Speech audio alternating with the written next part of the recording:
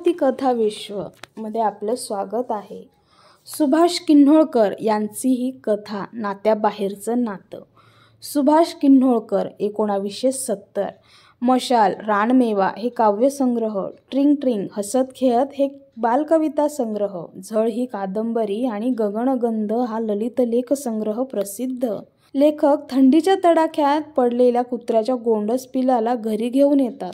त्याला पाळतात. डांग्या नावाच्या या कुत्र्याच्या स्वभावातील स्वाभिमानी, रुबाबदार दिसणे, वागण्यातील ऐट व त्याच्या कुटुंबाला लागलेला लळा इत्यादी गोष्टी प्रस्तुत पाठात लेखकाने रोचक व वेधक प्रसंगातून शब्दबद्ध केल्या आहेत.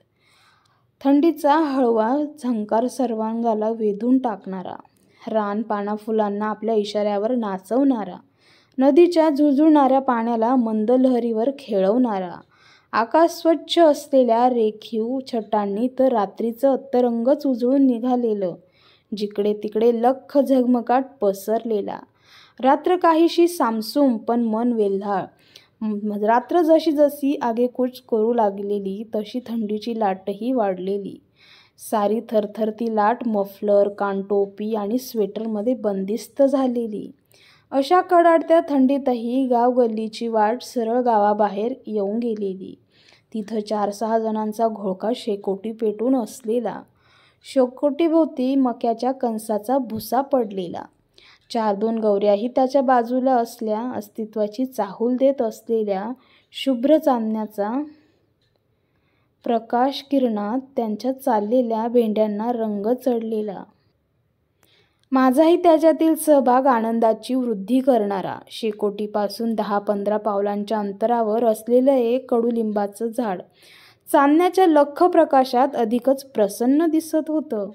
त्यांच्यात वाऱ्याच्या झोतात हलणारी त्याची डहाळी मन आकर्षित करणारी, सारं भावस्पंदनावर झंकार उठवणारं अशा चित्तवेधक झाडाच्या बुंद्याशी नजर वळताच आश्चर्याचा धक्का बसून गेलेला. कसली वळवळ म्हणावी, कोण असावं, नकळत माझी पावलं बुंध्याच्या दिशेला वळली. सोबतीला मित्रही. सर्वांनाच उत्सुकता लागलेली. काय असावं बरं तिथं एवढ्या कडक थंडीत? पाहतो तर काय, एक लहानसं कुत्र्याचं पिल्लू, अंगाचं गाठोडं करून पडलेलं, समोरच्या दोन्ही पायात मान खुपसलेली. हुडहुडी रोखण्याचा त्याचा चाललेला प्रयत्न आम्हाला सुन्न करून गेला. थंडीच्या ओलसरपणानं त्याच्या केसांवर जणू कुणी पाणी शिंपडलेलं की काय असा भास झालेला. इवल्याशा जीवाला तशी थंडी असह्यच. रात्रीचा 10-10:30चा सुमार. गाव तसं शांतच. अशा शांत वातावरणात त्या इवल्याशा पिल्लाची तीक्ष्ण नजर आमच्यावर खेळली. काय शोधत असावं ते पिल्लू आमच्यात? आधार तर मग काय नसावा? अगदी आधारच. म्हणूनच तर त्याचं नख्ख शिखांत न्याहाळणं चाललेलं. आमच्याकडे वळलेली त्याची दृष्टी त्याच्या सगळ्या वेदनांना डोहात टाकणारी. अधूनमधून त्याचं चाललेलं कण्हणं विराम शांततेचा भंग करणारं. त्यांच्याविषयी सगळ्याच्या मनात कणव निर्माण झाली. त्यानं उठण्याचा प्रयत्न केला, पण पाय बधीर झालेले. त्या पिल्लाची धडपड पाहून माझी पावलं नकळत त्याच्या दिशेनं खेचली गेली. मला येताना पाहून त्याला एकदम हायसं वाटलं. आधार देण्यासाठी कुणीतरी धावून आल्याची त्याला जाणीव झाली. पाय उचलून त्यानं माझं स्वागत करण्याचा अयशस्वी प्रयत्न केला. माझ्या हाताचा त्याला स्पर्श होताच त्याच्या डोळ्यातला लख्ख प्रकाश जाणवला. त्याला अतिशय सुखावल्यासारखं वाटलं. का कशी पण त्याच्याविषयी माझ्या मनात स्नेहभावना उमटली. त्याचं अंग थरथरू लागलं. त्याची हुडहुडी रोखण्यासाठी मी माझ्या गळ्यातला मफलर त्याच्या अंगावर टाकला.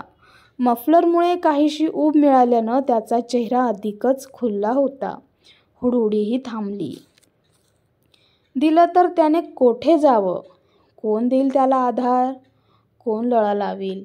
असे कितीतरी प्रश्न मनात घिरट्या घालून गेले. पण त्याला असं अर्ध्यावर सोडून देणं अशक्य. पुन्हा बाबांचा मुक्या शब्दांचा मार निमूटपणे सोसला. पिल्लू दिसायला कापसासारखं. तेजस्वी डोळे, मऊ कान, लांबट नाक.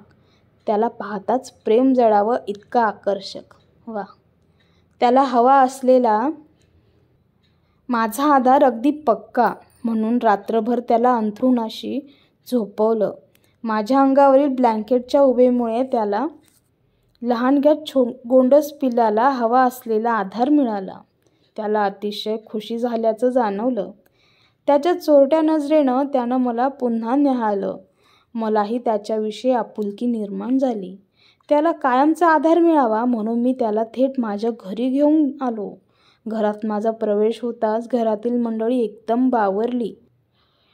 टाक ते पिल्लू खाली, टाक म्हणतो ना. बाबांनी चांगलंच फटकारलं. मग मनात त्या पिल्लाविषयी रुखरुख. आपण पिल्लाला सोडून थंडीपासून संरक्षण मिळालं. एक मित्र मिळाल्याचं समाधान त्याच्याही आणि माझ्याही चेहऱ्यावर झळकू लागलं.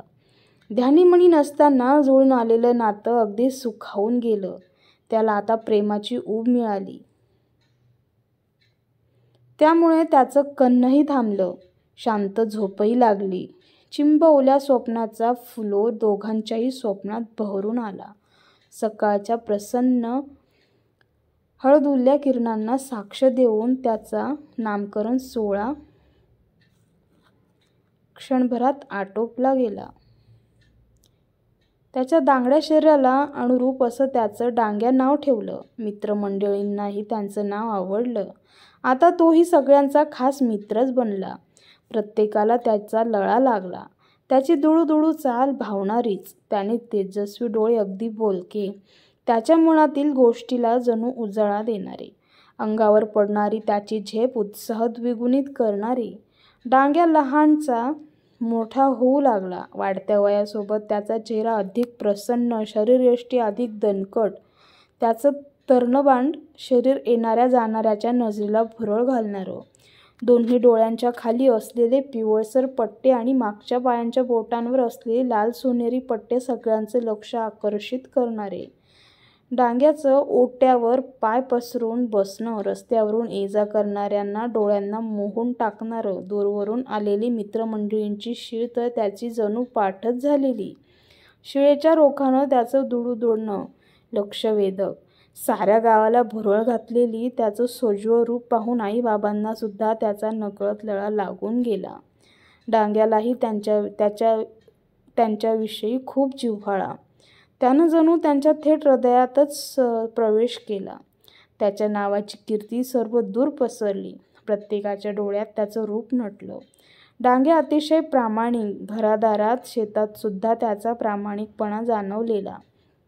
शेतातील त्याची रखवाली अट्टल चोरांची दातखिळी बसवणारी.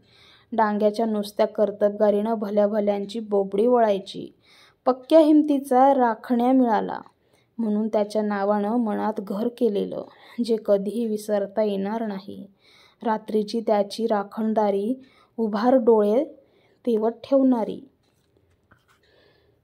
त्याची भारदस्त छाती पाहून झाडावरील माकडांची अक्षरशः घाबरगुंडी उडायची. डांग्यानं नुसतं झाडाखाली बसून राहणंही माकडांच्या काळजात धस्स करणारं एवढंच नव्हे तर त्याच्या भीतीनं खारुताई सुद्धा पळायची. डांग्या असेपर्यंत तिलाही उपवास, इतर प्राण्यांना सुद्धा भीती वाटायची. असंच त्याचं शरीर अगडबंब. कोण कशासाठी शेतात आला याचा अंदाज समोरच्या व्यक्तीच्या डोळ्यातून त्याला सहज आलेला असायचा. त्याची हुशारी, चपळता अगदी वाखाणण्याजोगी. एखाद्या वेळी माझी अनुपस्थिती कोणालाही न कळणारी एवढी छाप डांग्यानं पाडलेली. विश्वस्तच म्हणावा त्याला. त्याच्या अष्टपैलू व्यक्तिमत्वानं थेट माझ्या हृदयात शिरकाव केला. एक सच्चा दोस्त मिळाल्याचं समाधान डोळ्यात झळकलेलं. दूरवरून घुमवलेली शीळ डांग्याच्या कानावर पडली की मागच्या दोन्ही पायांवर उभा राहून माझ्या येण्याची चाहूल घ्यायचा. मान उंचावून ओळखीचं रूप न्याहाळायचा. कानांची उघडझाप करून पुन्हा दुसऱ्या शिळेचा कानोसा घ्यायचा. एखाद्या पाहुण्याच्या स्वागतासाठी जसं आपण पुढे जाऊन स्मितहास्य करतो तसाच तोही माझ्या स्वागतासाठी दुडत दुडत यायचा. अंगावर झेप घ्यायचा. त्याच्या तोंडानं हात चाटायचा. किती प्रेम एका प्राण्याकडून. ना नात्याचाच ना गोत्याचाच. केवळ एक अनवधानानं वेळप्रसंगानं घडून आणलेलं नातं.